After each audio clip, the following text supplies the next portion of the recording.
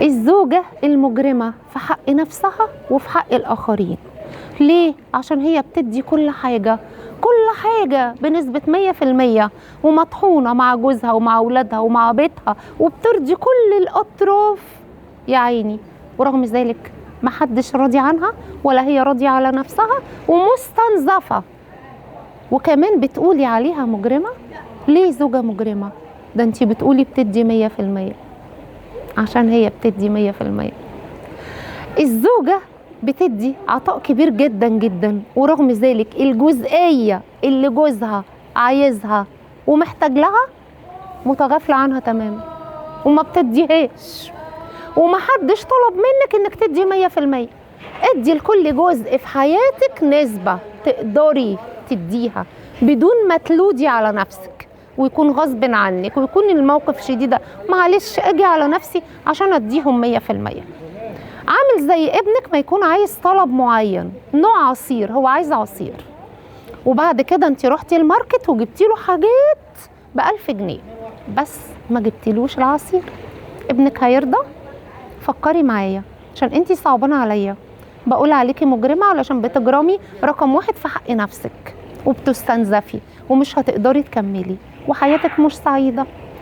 ابنك مش راضي عشان ما جبتيلوش العصير، جوزك مش راضي عشان انت ما عملتيلوش اللي نفسه فيه، ما حققتيلوش الحاجه اللي هو طلبها منك بالتصرف وباللفظ وطلبها منك مرات.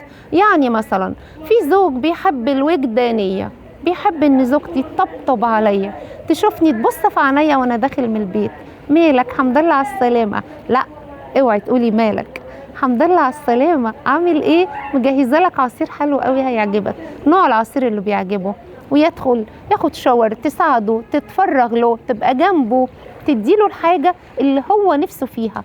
بعد ما تديله احتياجاته من اكل من شرب من حاجات تانية، تبدا تديله الوجدانيه اللي هو عايزها.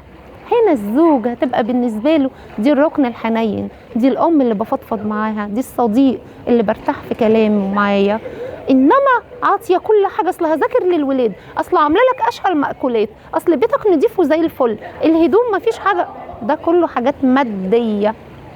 في ركن تاني، الركن الوجداني أهم بكتير من الركن المادي. المادي هو كل شيء ملموس مش مرتبط بالمال، المادي مرتبط بالمادة، بالشيء اللي ملموس ومحسوس وشايفينه قدامنا. انما هو عايز رومانسيه. بدي مثال، في زوج عايز حاجات تانية. شوفي سيكولوجيه جوزك محتاج ايه بالظبط، وامشي على هواه، على قدر احتياجه، على قد اللي هو عايزه، علشان تقدري تسعديه وتتساعدي معاه. وانت بتدي ادي عطاء يمتعك مش يستنزفك.